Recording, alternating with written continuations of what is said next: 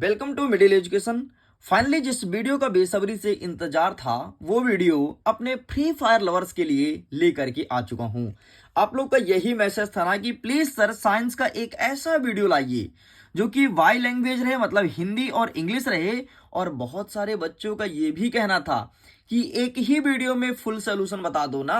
प्रश्न क्रमांक 1 से लेकर के 23 तक के जितने भी क्वेश्चन आंसर है एक ही वीडियो में बता दो ताकि हमें भटकना ना पड़े। एंड फाइनली इस वीडियो में 1 से लेकर के 23 तक का संपूर्ण उत्तर बताने वाला हूं। देखिए स्टूडेंट्स, आपका जो एग्जाम है ना आपके सर के ऊपर आके खड़ा हो चुका है। अब तुम्हारे पास इतना समय नहीं है कि तुम एनसीईआरटी पढ़ो, इतना समय नहीं है कि अब तुम पूरा बुक के क्वेश्चन आंसर को याद करो। अब तुम्हें चाहिए कोई ऐसा डोज ताकि एग्जाम में तबाही मचा सको। एंड फाइनली वो अब तुम्हारे सामने है। इस प्रश्न पत्र से ध्यान सुन लो, इस प्रश्न पत्र से 100% पूरे के पूरे क्वेश्चन आने की संभावना है आपके एग्जाम में, क्योंकि यह प्रश्न पत्र कोई मामूली प्रश्न पत्र नहीं है। इस चीज को ध्यान रखिएगा।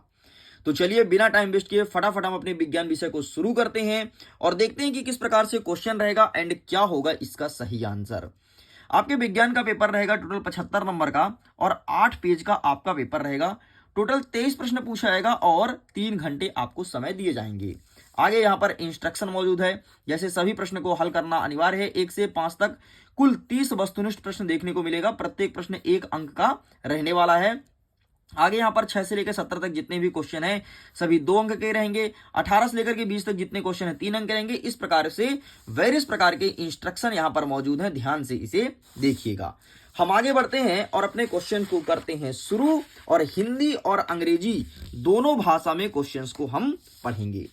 हमारा प्रश्न क्रमांक 1 कह रहा है कि सही विकल्प चुन करके लिखो। पहला नंबर कहता है कि निम्नलिखित में से कौन सा पादप हार्मोन्स है। जितने भी यहाँ पर हार्मोन्स दिया है, इंसुलिन, थायरॉक्सिन, एस्ट्रोजन और साइटोकिन, इनमें से कोई ना कोई हार्मोन्स है, लेकिन पादप हार्मोन्स कौन सा है ये हमारे एग्जाम में पूछा गया है। तो इसका सही आंसर लगाना है option number the cytokinin is correct answer. यह एक पादप हार्मोन्स है। बाकी जितने भी हैं इंसुलिन, एस्ट्रोजन, थायरॉक्सिन, यह सब जंतु जगत का हार्मोन्स है, मतलब जंतु के अंदर पाया जाता है। दूसरा नंबर कह रहा है कि मास्टर ग्रंथि का नाम है, तो यहां पर है पीयूष, एड्रिनल, थायराइड, इंसुलिन। तो इसका सही आंसर आपको लिखना है पीयूष ग्रंथि। पीयूष ग्रंथि को ही मास्टर ग्रंथि के नाम से जाना जाता है। हमने आपको ट्रिक से बताया था कि पीयूष बनेगा मास्टर, पीयूष बनेगा मास्टर, मतलब पीयूष है मास्टर ग्रंथि। नेक्स्ट हमारा कह रहा है तीसरा नंबर, मनुष्य में वक्र एक तंत्र का भाग है, वह क्या कहलाता है। तो जो वक्र होता है ना, इससे हम उत्सर्जन का काम करते हैं, यूरिन होता है उसे त्यागते हैं। तो इसका सही आंसर होगा आपका ऑप्शन नंबर सा, उत्सर्जन इज करेक्ट आंसर। आगे बढ़ते हैं। चौथा नंबर कहता है निम्नलिखित में से कौन सा भौतिक परिवर्तन नहीं है। ध्यान से देखो क्या पूछा है, नहीं है। यहां पर जितने भी दिए हैं सब भौतिक परिवर्तन है, लेकिन एक नहीं है। क्या नहीं है? खौलते पानी से जल वाष्प बनना। खौलते पानी से मतलब पानी को तुमने गर्म करके रख दिया है, ठीक है, पानी तुमने रख दिया, जल वाष्प बन रहा है, भाई यह आपका एक भौतिक परिवर्तन है, ठीक है। और प्रश्न क्या पूछा है? नहीं, तो ये तो होगा। बर्फ का पिघल कर जल बनना, भाई बर्फ रखा है, रखा पिघल गया, पानी बन गया, तो ये भी आपका भौतिक परिवर्तन है। नमक का पानी में घुलना, यह भी भौतिक परिवर्तन है, लेकिन यहां पर कहता है एलपीजी का दहन, यह आपका रासायनिक परिवर्तन है, क्योंकि इसमें केमिकल रिएक्शन होता है। आगे बढ़ते हैं। 5वां नंबर कह रहा है कि अम्ल का पीएच मान क्या होता है। 7 से कम, 7 या 7 से अधिक, या फिर इनमें से कोई नहीं। तो जितने भी अम्ल हैं इसका पीएच मान 7 से कम होता है, अर्थात यहां पर लिखना है ऑप्शन नंबर आ इज करेक्ट आंसर। देखो पीएच इसके लिए ऐसा होता है, बीच में होता है 0 और सॉरी बीच में होता है 7, ठीक है, यहां होता है 0, यहां होता है 14, ठीक है। इधर जितने हैं वो सब अम्ल हैं, ठीक, और इधर जितने हैं ये सब क्षार हैं। इस चीज को ध्यान रखना। तो अम्ल पूछा है ना, तो 7 से कम होता है, देख लो इधर। चलो आगे बढ़ते हैं। नेक्स्ट हमारा तीसरा नंबर कहता है पतले तांबे में धातुओं के खींचे जा सकने की क्षमता क्या कहलाती है। तो यहां पर आपको लिखना है तन्यता, और सबसे अधिक तन्य धातु जो है वो है आपका सोना। आपको पता है 10 ग्राम सोना से तुम 1 किलोमीटर लंबी तार बना सकते हो। 1 किलोमीटर लंबी तार मात्र 10 ग्राम सोना से, मतलब इत्तू सा सोना से तुम 1 किलोमीटर लंबी तार बना सकते हो। आगे कहता है इंग्लिश में क्वेश्चन है, चूज द करेक्ट ऑप्शंस, ठीक है। Which of the following is plant hormones. तो इसका हो जाएगा आपका साइटोकाइनिन। नेक्स्ट कहता है the name of the master gland, तो हो जाएगा पिट्यूटरी ग्लैंड।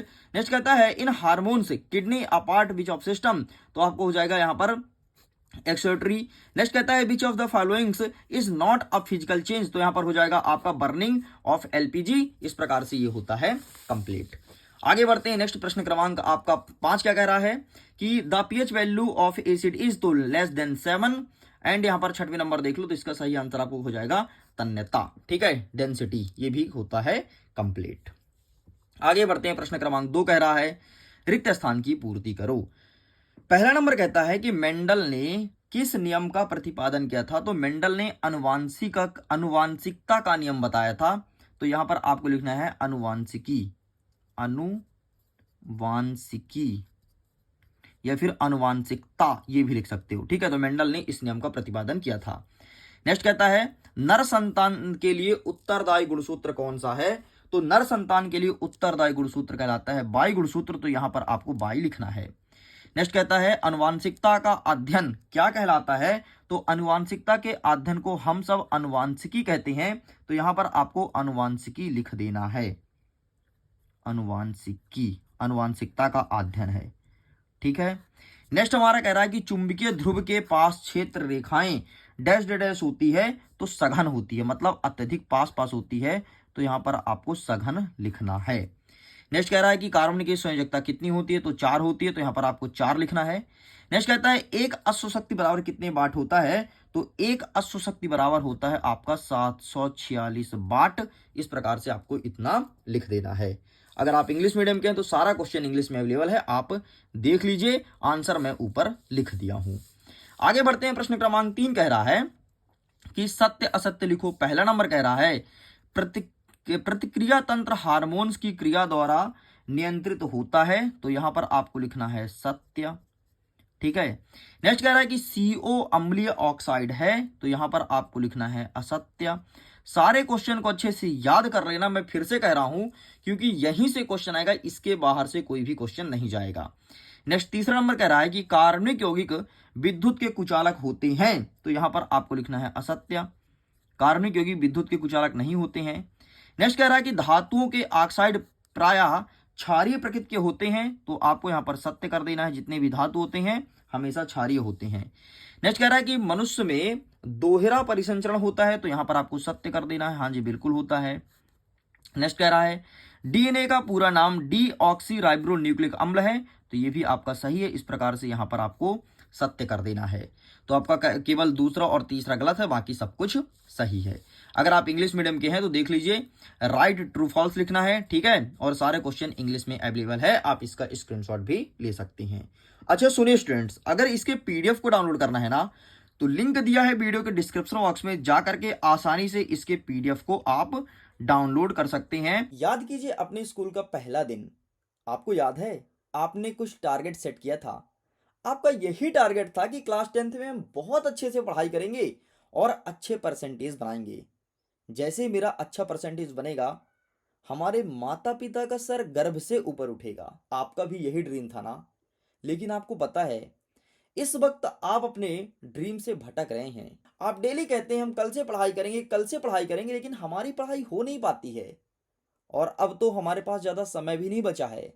हमारा नवंबर में हाफ ईयरली एग्जाम में बीतते जा रहा है, जनवरी में हमारा प्री बोर्ड एग्जाम होगा, मतलब हमारे पास मात्र दिसंबर बस का समय बचा है। आपके उंगली को पकड़ के मैं उस लक्ष्य तक ले जाऊंगा जहां से तुम्हारे माता पिता तुम पर प्राउड फील करेंगे और गर्व से समाज के सामने जी सकेंगे। आपके सामने मिडिल एजुकेशन लेकर के आया है टॉपर सीरीज वर्ष 2026। इसके अंतर्गत आपको सभी सब्जेक्ट के सभी चैप्टर को बहुत अच्छे से कवर किया जाएगा। फिर चाहे आपके वस्तुनिष्ठ प्रश्न हो या फिर आपके 2 नंबर 3 नंबर 4 नंबर के क्वेश्चंस। डेली लाइव क्लासेस लेगी और डाउट सेशन भी रखेगी। सारे क्वेश्चन एग्जाम ओरिएंटेड रहेंगे, मतलब वही क्वेश्चन जो आपके एग्जाम में आता है वही सब कराया जाएगा। आपको पता है टॉपर जब भी टॉप करता है ना, तो उसकी कुछ ना कुछ स्ट्रेटजी होती है। मैं टॉपर से मिलवाऊंगा और टॉपर के ट्रिक्स को तुम्हारे सामने शेयर करूंगा। जो भी चीजें क्लासेस में बताई जाएगी ना, उसका नोट्स दिया जाएगा, वो भी अल्ट्रा एचडी के फॉर्म में। दोनों लैंग्वेज में रहेगी, हिंदी और इंग्लिश। कुछ स्टेप को फॉलो करके हमारे साथ जुड़ सकते हैं। गूगल प्ले स्टोर से मिडिल एजुकेशन का एप्लीकेशन डाउनलोड करना है। एप्लीकेशन जैसे डाउनलोड करते हैं, लॉगिन का पूरा प्रोसेस कीजिएगा एंड पेड कोर्स के ऑप्शन को क्लिक करना है। सबसे ऊपर ही आपको टॉपर सीरीज वर्ष 2026 का एक लिंक मिल जाएगा। वहां पर सबसे नीचे आपको बाय बटन का ऑप्शन मिलेगा, उसे सिंपल सा क्लिक करके और अपने यूपीआई से पेमेंट करना है और 20 नवंबर से चल रही डेली लाइव क्लासेस का मजा लेना है। एंड ये रहा तुम्हारा क्वेश्चन नंबर 6, तो आप इसे भी इंग्लिश में देख लीजिए। अब हमारा प्रश्न नंबर 4 कह रहा है कि सही जोड़ी का मिलान कीजिए। सबसे पहले लिखा है हरे पौधे, तो इसका सही आंसर क्या हो जाएगा? इसको सिंपल सा आपको मिलाना है प्रकाश संश्लेषण, तो ये हो जाएगा पहले नंबर का। फिर कहता है नर युग्मक, तो इसका सही आंसर आप लगाएंगे शुक्राणु, तो ये हो जाएगा आपके दूसरे नंबर का। फिर कहता है प्रतिरोध का मात्रक, तो इसका सही आंसर आपको लगाना है ओममीटर, तो ये हो जाएगा आपके तीसरे नंबर का। नेक्स्ट आप कह रहा है कि हाइड्रा में जनन, तो इसका सही आंसर आप क्या लगाएंगे? ये हो जाएगा कलिकाएं या फिर मुकुलन, तो ये हो जाएगा आपका चौथा नंबर। नेक्स्ट कह रहा है कि सरल रेखीय पथ, तो इसका सही आंसर आपको लगाना है प्रकाश किरण। जो प्रकाश होता है वो हमेशा सरल रेखा में गमन करता है। एंड छठवां नंबर कहता है वर्ण विक्षेपण, तो इसका सही आंसर हो जाएगा त्रिभुजाकार प्रिज्म। मतलब जो त्रिभुज आकार का प्रिज्म होता है वहीं से वर्ण विक्षेपण दिखता है, मतलब सूर्य का प्रकाश 7 अलग अलग रंगों में विभक्त होता है। सेम क्वेश्चन इंग्लिश में अवेलेबल है। इंग्लिश मीडियम के स्टूडेंट इंग्लिश में क्वेश्चंस को देख लीजिए, बाकी ऊपर मैंने आंसर बता दिया। आगे बढ़ते हैं। प्रश्न नंबर 5 कह रहा है कि एक शब्द या एक वाक्य में उत्तर लिखना है। पहला नंबर कह रहा है कि मनुष्य में आयोडीन की कमी से कौन सा रोग होता है? तो मनुष्य के शरीर में अगर आयोडीन की कमी हो रही है, मतलब उसके शरीर में दिखेगा घेंघा रोग, तो यहां पर आपको लिखना है घेंघा रोग। नेक्स्ट हमारा क्वेश्चन कह रहा है कि घरेलू परिपथ में किस प्रकार की धारा प्रवाहित होती है? तो घरेलू परिपथ में जो धारा होती है उसे कहते हैं प्रत्यावर्ती धारा, तो आपको यहां पर लिखना है प्रत्यावर्ती धारा। नेक्स्ट हमारा क्वेश्चन कह रहा है जो पदार्थ सूक्ष्म जीव द्वारा घटित नहीं होते हैं क्या कहलाते हैं, या फिर विघटित नहीं होते उसे क्या कहते हैं? तो इसे कहते हैं अजैव निम्नीकरण। क्या कहते हैं? अजैव निम्नीकरण। अजैव निम्नीकरण। अच्छा, इसका एग्जाम्पल क्या है? तो इसका एग्जाम्पल जैसे प्लास्टिक का पन्नी हो गया, वो अजैव निम्नीकरण का उदाहरण है। आगे बढ़ते हैं। चौथा नंबर कहता है CaOCl2 का प्रचलित नाम क्या है? तो इसे कहते हैं विरंजक चूर्ण। याद रखना, क्या कहते हैं? विरंजक चूर्ण, CaOCl2। नेक्स्ट हमारा 5वां नंबर कह रहा है कि हरे पौधे की पत्तियां में पाए जाने वाले वर्णक का नाम क्या है? तो इसे कहते हैं क्लोरोफिल, तो यहां पर आपको लिखना है क्लोरोफिल। ओके, आगे बढ़ते हैं। नेक्स्ट क्वेश्चन कहता है 6ठा नंबर विद्युत धारा का SI मात्रक क्या है? तो एम्पियर, और इसे दर्शाते हैं ऐसे, ठीक है, और हिंदी में आपको लिख करके आना है एम्पियर। ये होता है विद्युत धारा का मात्रक। इस प्रकार से आपका ये होता है complete.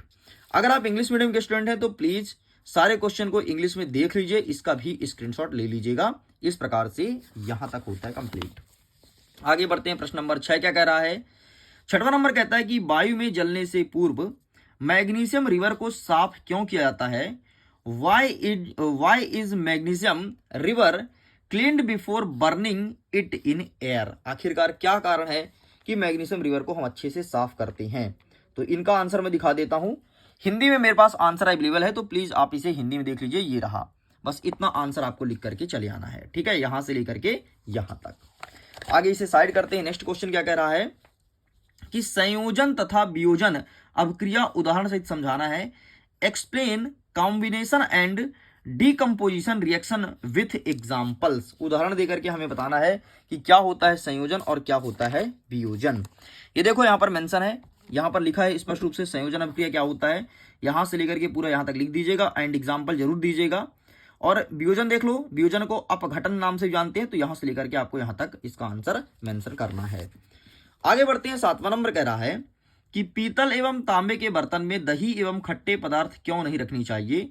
Y should curd and sour substance not be keeped in brass and copper utensils? ठीक है, ये प्रश्न पूछा गया है, तो इसका आंसर मिलेगा आपको यहां पर।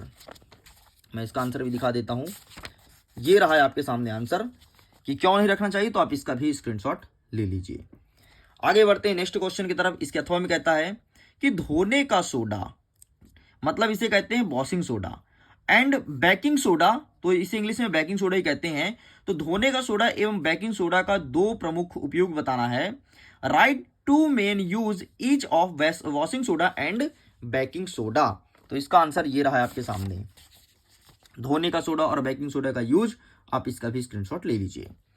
आगे बढ़ते हैं नेक्स्ट क्वेश्चन की तरफ। क्वेश्चन नंबर 8, 8वां नंबर कह रहा है गर्म जल का टैंक बनाने में तांबे का यूज होता है परंतु इस्पात लोहे की मिश्र धातु का नहीं, इसका क्या कारण है? Why is copper used for making hot water tanks but not steel iron alloys? ये प्रश्न पूछा गया है। तो ये रहा इसका आंसर आपका। ठीक है, इन सारे क्वेश्चन को बहुत अच्छे से कंठस्थता याद कर लेना, एग्जाम में यही सब क्वेश्चन आएंगे, आप देख लीजिएगा। तो ये इसका आंसर ये आपको लिख करके चले आना है। ठीक, ये रहा 24 नंबर का आंसर, जो 24 नंबर पे लिखा है। ठीक है, ये पूरा पूरा आपको यहां से लेकर के यहां तक लिख देना है। आगे बढ़ते हैं, नेक्स्ट क्वेश्चन कहता है अथवा में कि संक्षारण क्या है, मतलब व्हाट इज कोरोजन। लोहे को जंग से बचाने के लिए दो तरीके बताना है। Write two methods to prevent rust of iron. ठीक है, तो इसका आंसर भी मैं आपको दिखा देता हूं। ये रहा, सबसे पहले यहां पर लिखा है संक्षारण क्या है, इसे परिभाषित करना है, ये लिखना है। फिर जंग लगने से बचाना का तरीका बताना है। तो ये रहा तुम्हारे सामने, लोहे में जंग ना लगे इसके लिए हम क्या करेंगे, तो सबसे पहले जस्ता का लेपन करेंगे और क्रोमियम का लेपन करेंगे, इतना आपको लिखना है। आगे बढ़ते हैं, प्रश्न नंबर 9 कह रहा है कि संतृप्त एवं असंतृप्त हाइड्रोकार्बन क्या होते हैं, एग्जाम्पल सहित समझाइए। What are saturated and unsaturated hydrocarbon, explain with examples. तो आइए देख लेते हैं इसका भी सही आंसर। तो इसके लिए हमें जाना पड़ेगा पेज नंबर 53 में, एंड यहां पर लिखा है हाइड्रोकार्बन्स। ठीक है, हाइड्रोकार्बन से लिखा है, इसके नीचे देखो संतृप्त हाइड्रोकार्बन, वह हाइड्रोकार्बन जिसमें एकल सहजी बंध होते हैं, मतलब सिंगल बॉन्ड होता है, उसे संतृप्त कहते हैं, या और जिसमें डबल एंड ट्रिपल बॉन्ड होता है उसे असंतृप्त कहते हैं। तो ये तो हो गया डेफिनेशन, लेकिन हमारे एग्जाम में एग्जाम्पल भी पूछा है, मतलब डेफिनेशन बस लिखने से हमें 1 नंबर मिलेगा और एग्जाम्पल देना पड़ेगा। तो ये रहा तुम्हारे सामने संतृप्त का एग्जाम्पल और असंतृप्त का। देखो 2023 के पेपर में पूछा भी गया था। चलिए आगे बढ़ते हैं, नेक्स्ट क्या कह रहा है, नेक्स्ट कह रहा है कि CO2 प्लस C2H6 का इलेक्ट्रॉन बिंदु संरचना बनानी है। Draw the electron dots structure CO2 and C2H6। आइए दिखा देते हैं, ये रहा आपके सामने CO2 का एंड ये रहा C2H6 का। तो इस प्रकार से आपको चित्र बना करके चले आना है। देखो 2024 में पूछा भी गया था। ठीक है, आगे बढ़ते हैं, नेक्स्ट क्वेश्चन क्या कह रहा है कि भोजन के पाचन में लार की क्या भूमिका है। What is the role of saliva in the digestion of food, मतलब सलाइवा का क्या काम है, लार क्या करता है आपके भोजन को पचाने के लिए। तो इसका आंसर ये रहा है आपके सामने, भोजन के पाचन में लार की क्या भूमिका है। यहां से लेकर के यहां तक आंसर आपको लिख करके चले आना है। अच्छे से आंसर को याद कर लो, यही आंसर लिख करके चले आना। अथवा में कहता है कि निम्नलिखित का अंतर स्पष्ट कीजिए।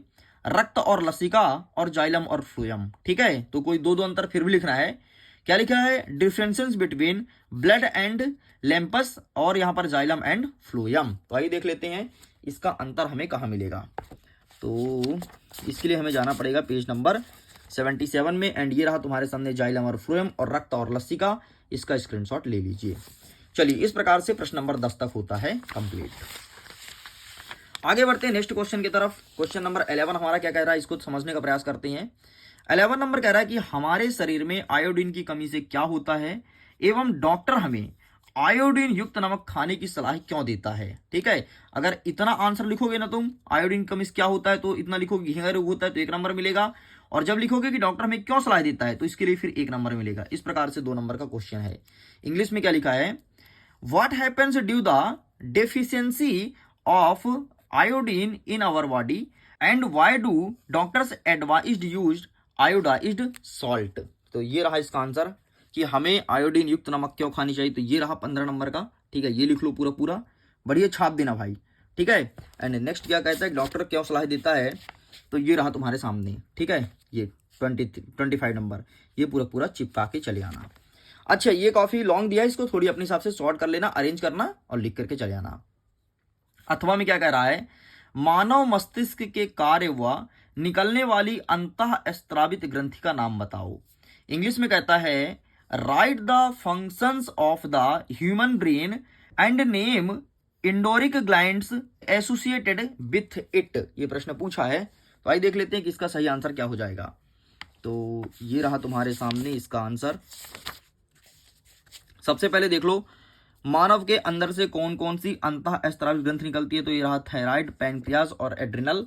और मानव मस्तिष्क का कार्य पूछा था, तो ये रहा तुम्हारे सामने, ये रहा एंड ये इसके आगे, ये पूरा कार्य लिखा है, ठीक है। तो ये तुम्हें लिख करके चले आना है।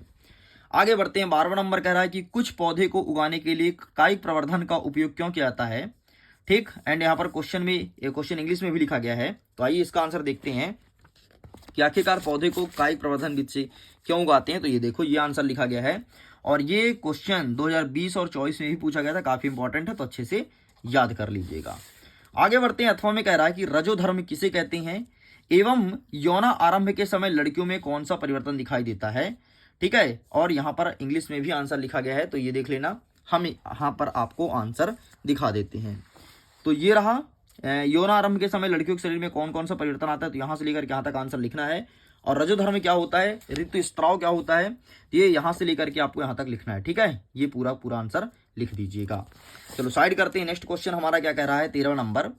13वां नंबर कह रहा है कि मानव में बच्चों के लिंग का निर्धारण कैसे होता है एवं गुणसूत्र की क्या भूमिका है। Why is the sex of a child determined in humans, explain the role of chromosomes. ये क्वेश्चन पूछा है, तो आइए देख लेते हैं कि इसका सही आंसर क्या हो जाएगा। तो इसका आंसर आपके सामने ये रहा, लिंग गुणसूत्र की क्या भूमिका है, चुपचाप यही आंसर लिख करके चले आना है, ठीक है। ये काफी लॉन्ग आंसर, इसे शॉर्ट में भी लिखना है आपको। तो शॉर्ट में लिखने का तरीका ये देखो, ये भी लिख सकते हो, 15 नंबर का काफी शॉर्ट है, तो कुछ भी लिख सकते हो यार, मैं दोनों लगभग सेम है, ये शॉर्ट आंसर है, ये लॉन्ग आंसर है, तो जो तुम्हें ठीक लगे वो लिखना। तो शॉर्ट से शॉर्ट लिख सकते हो, तो वो ज्यादा सही रहेगा। आगे अथवा कहता है कि मेंडल ने अपने प्रयोग में मटर के पौधे का चयन क्यों किया, कारण बताइए, ठीक है। Why did Mendel choose pea plants for his experiment, given reason. ऐसा क्या कारण था कि मेंडल ने मटर के पौधे का ही चुनाव किया है। तो ये रहा इसका आंसर, ठीक है। ये पहला पॉइंट, दूसरा पॉइंट, दोनों पॉइंट आपको लिख देना है और आगे ये लिख देना। अच्छे क्वेश्चन काफी इंपॉर्टेंट भी, देखो 22 में भी पूछा गया था। आगे बढ़ते हैं। नेक्स्ट हमारा 14 नंबर कह रहा है कि अवतल मतलब कॉनकेव, उत्तल मतलब कॉन्वेक्स और समतल मतलब प्लेन मिरर का यूजेस बताना है, एनी टू कोई दो, ठीक है। मतलब समतल का कोई दो, उत्तल का और अवतल का कोई दो हमें बताना है यूजेस। तो ये रहा तुम्हारे सामने ये, ठीक है। ये रहा तुम्हारे सामने अवतल का, ये रहा फिर उत्तल का, देखो ये रहा अवतल का, ये रहा उत्तल का और ये रहा तुम्हारे सामने प्लेन मिरर का। तो स्क्रीनशॉट ले लो, काफी इंपॉर्टेंट भी है क्वेश्चन। आगे बढ़ते हैं। अथवा कह रहा है कि एक गोलीय दर्पण की वक्रता त्रिज्या 20 सेंटीमीटर है, उसकी फोकस दूरी क्या होगी, ठीक। तो आइए देख लेते हैं कि इसका सही आंसर क्या लिखना है हमें। तो ये रहा है आपके सामने आंसर, एक गोलीय दर्पण की 20 है ना, 20, तो ये रहा, ठीक। ये आंसर आपको लिख करके चले आना है, तो आप इसका स्क्रीनशॉट ले लो। चलिए आगे बढ़ते हैं। नेक्स्ट क्वेश्चन क्या कह रहा है, 15 नंबर। 15 नंबर कह रहा है कि स्वच्छ आकाश का रंग नीला एवं अंतरिक्ष यात्री को आकाश का रंग काला क्यों दिखाई देता है। Why is the sky blue and why does it appear black to astronauts in space. ये प्रश्न पूछा गया है, तो इसका भी आंसर हम फटाफट देख लेते हैं। तो ये रहा, आकाश का रंग हमें नीला क्यों दिखाई देता है, ये आंसर लिखना है, ठीक है। फिर और क्या प्रश्न पूछा है कि काला क्यों दिखता है ना, तो ये रहा काला क्यों दिखता है। तो देखो इस प्रकार से टफ क्वेश्चन आ रहे हैं भाई, इस प्रकार से टफ क्वेश्चन आ रहे हैं। देखो ना, एक ही क्वेश्चन को कैसे जोड़ा है कि स्वच्छ आकाश का रंग नीला क्यों दिखता है और अंतरिक्ष यात्री को काला क्यों दिखता है। अलग अलग क्वेश्चन, अलग अलग था, लेकिन इस बार एक करके पूछा गया है। इसी प्रकार से क्वेश्चन आएगा, देख लो, ये आंसर लिखना पड़ेगा, फिर ये आंसर लिखना पड़ेगा। इसे कहते हैं पेपर का लेवल टफ, ठीक है, इसी को कहते हैं टफ। अब बच्चा बहुत कंफ्यूज हो जाएगा कि कहना क्या चाहता है, क्वेश्चन समझना बहुत कठिन हो जाएगा। इसी सिलसिले में मैं टॉपर सीरीज वर्ष 2026 लॉन्च किया हूं। अगर तुम नहीं जुड़े हो तो जुड़ लो। अगर तुम चाहते हो कि यार तुम्हारे माता पिता गर्व से सर ऊंचा करें, तो केवल और केवल तुम ही उनका साथ दे सकते हो। जिस दिन तुम एग्जाम में टॉप कर जाओगे ना, यकीन मानो तुम्हारे माता पिता का सर ऊंचा हो जाएगा। तो क्लासेस से जुड़िएगा जरूर, लिंक वीडियो के डिस्क्रिप्शन बॉक्स में दिया गया है, क्लासेस से जुड़िए। और जब भी क्लासेस से आप जुड़ रहे हो ना, तो एक कूपन कोड जरूर लगाना, टॉप 20 का। अगर ये कूपन कोड लगा रहे हो तो प्राइस धड़ाम से बहुत कम हो जाएगा, इतना कम हो जाएगा कि बर्गर से भी कम हो जाएगा। तो क्लासेस से जुड़ लो, फायदा उठा लो, क्योंकि ए टू जेड पूरा क्लास यहाँ पर कवर कराया जाएगा। अथवा में क्या कह रहा है, निकट दृष्टि दोष और दूर दृष्टि दोष किसे कहते हैं, इसके निवारण के लिए किस लेंस का यूज होता है। What are myopia and hypermetropia, which lenses are used to correct them, ये प्रश्न पूछा है। तो आइए दिखा देते हैं फटाफट इसका भी सही आंसर क्या हो जाएगा। तो निकट दृष्टि दोष और दूर दृष्टि दोष, तो ये रहा है आपके सामने निकट दृष्टि दोष और ये रहा दूर दृष्टि दोष। ठीक है, ये तुम्हें लिख करके चले आना है। चलिए आगे बढ़ते हैं, नेक्स्ट क्वेश्चन देखते हैं, क्वेश्चन नंबर 16 नंबर कह रहा है कि किसी चालक का प्रतिरोध किन कारक पर निर्भर करता है। On what factors does the resistance of a conductor depend, ये क्वेश्चन पूछा है। तो आइए देखते हैं फटाफट इसका भी सही आंसर। तो इसका आंसर आपको मिलेगा ये यहाँ पर, किसी चालक का प्रतिरोध किन किन पर निर्भर करता है, तो ये लिखना है। केवल आपको नाम लिख करके चले आना है। ठीक है, 2 नंबर का क्वेश्चन है, नाम लिखना है। चालक की लंबाई पर, चालक के अनुप्रस्थ काट के क्षेत्रफल पर, चालक के ताप पर और पदार्थ की प्रकृति पर, बस केवल आपको नाम लिख करके चले आना है। आगे बढ़ते अथवा में कह रहा है कि विद्युत धारा, विभवांतर एवं ओम के नियम को परिभाषित कीजिए। ठीक है, ये तीनों को, विद्युत धारा को, विभवांतर को और ओम के नियम को परिभाषित करना है। तो इसका आंसर आपको मैं दिखा देता हूं, ये रहा। सबसे पहले आपसे क्या कहता है, विद्युत धारा, तो ये रहा, इसका स्क्रीनशॉट ले लो। फिर आपसे विभवांतर कहता है, तो ये रहा तुम्हारे सामने विभवांतर और ओम का नियम, ये रहा भाई साहब। ठीक है, तो तीनों को अच्छे से पढ़ लेना, यही आपके एग्जाम में देखने को मिलेगा। 17 नंबर कह रहा है कि ग्रीन हाउस प्रभाव किसे कहते हैं, उनके नाम लिखना है। What is the green house effect, name some green house gases, मतलब ग्रीन हाउस गैसेस कौन कौन से हैं, उनके नाम बताइए। तो इसका भी आंसर हम दिखा देते हैं, एंड ये रहा है आपके सामने ग्रीन हाउस प्रभाव, ये लिख करके चले आना है। ग्रीन हाउस प्रभाव किसे कहते हैं, उनके गैस का नाम। ठीक है, तो ये पूरा यहाँ से लिखेंगे, 16 नंबर यहाँ से लिख करके यहाँ तक कंप्लीट करेंगे। लिखा gas, carbon dioxide, methane, nitrogen के ऑक्साइड और फ्लोरोक्लोरोकार्बन, इतना लिखना है। आगे बढ़ते अथवा कह रहा है कि ग्लोबल वार्मिंग क्या है। व्हाट इज ग्लोबल वार्मिंग, इसके मुख्य कारण और परिणाम बताइए। Right it means cause and effects, ये चीज पूछा गया है। तो आइए देख लेते हैं ग्लोबल वार्मिंग का सही उत्तर क्या हो जाएगा। तो ये रहा आपके सामने ग्लोबल वार्मिंग। ठीक है, ये लिखना है पूरा, फिर ये आंसर यहाँ तक दिया गया है, तो यहाँ तक लिख के आपको कंप्लीट करना है। चलिए, अच्छा और कुछ पूछा क्या, हाँ इसके मुख्य कारण है, तो कारण देख लो, कुछ छोटे छोटे कारण लिख देना ये। ठीक है, ये पहला कारण रहा, एंड ये रहा तुम्हारा दूसरा कारण, तीसरा कारण, और इसके कुछ परिणाम भी थे, परिणाम है। तो एक एक दो लिखना, ज्यादा नहीं लिखना है, इतना सारा दिया तो डरना मत कि सर इतना कैसे याद कर पाएंगे। ठीक है, एक एक दो लिखना है। आगे बढ़ते हैं, 18 नंबर कह रहा है अम्ल एवं क्षार में कोई 4 अंतर बताइए। ठीक है, यहाँ पर 4 नहीं 3 होना चाहिए, क्योंकि ये प्रश्न आपके 3 नंबर का है, यहाँ पर प्रिंट मिस्टेक है। ठीक है, कोई बात नहीं, 4 याद कर लो, याद तो करना ही है, 3 आए चाहे 4 आए, है ना, याद तो करना, एग्जाम में आ रहा है। Right any 3 difference between acid and base. ठीक है, तो आइए देख लेते हैं कि इसका सही आंसर आपको क्या लिखना है। तो ये रहा तुम्हारे सामने, अम्ल और क्षार में अंतर। आगे बढ़ते हैं, कह रहा है कि plaster of Paris, baking soda और विरंजक चूर्ण का यूज बताना है। ठीक है, write the use of plaster of Paris, baking soda and bleaching powder, मतलब विरंजक चूर्ण। तो आइए देखते हैं कि इसका सही आंसर क्या लिखेंगे। तो ये रहा सबका यूज, ये रहा तुम्हारे सामने विरंजक चूर्ण का। बाकी ये यहाँ पर लिखा है, देखो बेकिंग सोडा, विरंजक चूर्ण, प्लास्टर ऑफ पेरिस, सब कुछ लिखा है, तो आप इसका स्क्रीनशॉट ले लो एक साथ। आगे बढ़ते हैं, नेक्स्ट कह रहा है 19 नंबर, पुष्प के अनुप्रस्थ काठ का स्वच्छ व नामांकित चित्र बनाना है। तो ये रहा आपके सामने इसका आंसर, चित्र इस प्रकार से आपको बना करके चले आना है। आगे बढ़ते हैं, अथवा कह रहा है कि कायिक प्रवर्धन क्या है और उसके लाभ और हानि को लिखना है। तो ये रहा तुम्हारे सामने कायिक प्रवर्धन। ठीक, तो ये रहा तुम्हारे सामने कायिक प्रवर्धन और इसका लाभ और हानि यहीं पर दिया गया है। ठीक है, ये देखो लाभ और ये देखो हानि। ठीक, क्या कहता है कायिक प्रवर्धन का प्रश्न, अति लघु उत्तरीय 3 में देखें, आइए दिखा देते हैं भाई अति लघु उत्तरीय 3 में जाके। तो ये रहा तुम्हारे सामने कायिक प्रवर्धन। ठीक, ये पूरा चिपका करके चले आना। चलो साइड करते हैं, नेक्स्ट हमारा 20वां नंबर कह रहा है मानव नेत्र का स्वच्छ और नामांकित चित्र बनाना है। ठीक, तो आइए देखते हैं मानव नेत्र का चित्र कैसे बनेगा, और ये रहा मानव नेत्र का चित्र। ठीक, तो स्क्रीनशॉट ले लो इस चित्र का, ऐसे ही चित्र चिपका के चले आना, इसकी अच्छे से प्रैक्टिस कर लो। आगे तुम्हें कह रहा है कि श्वेत प्रिज्म द्वारा श्वेत प्रकाश के वर्ण विक्षेपण का सचित्र वर्णन कीजिए। ठीक है, अब चित्र वाले क्वेश्चन स्टार्ट हो गए हैं, तो ये रहा तुम्हारे सामने प्रिज्म द्वारा श्वेत प्रकाश का वर्ण विक्षेपण, तो इसका भी स्क्रीनशॉट ले लो। हाँ, रंग जरूर लिखना, बैगनी, जामुनी, ठीक है।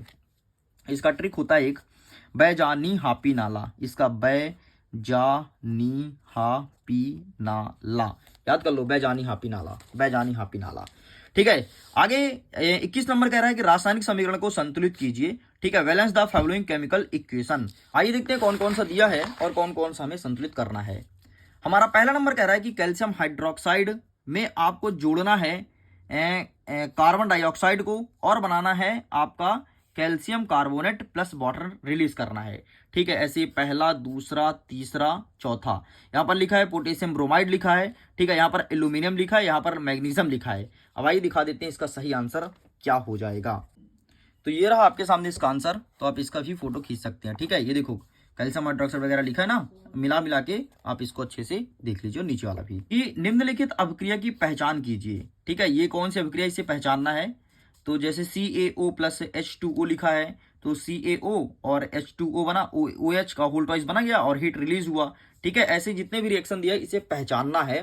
तो आइए दिखाते हैं कि इसका आंसर कहां पर मिलेगा।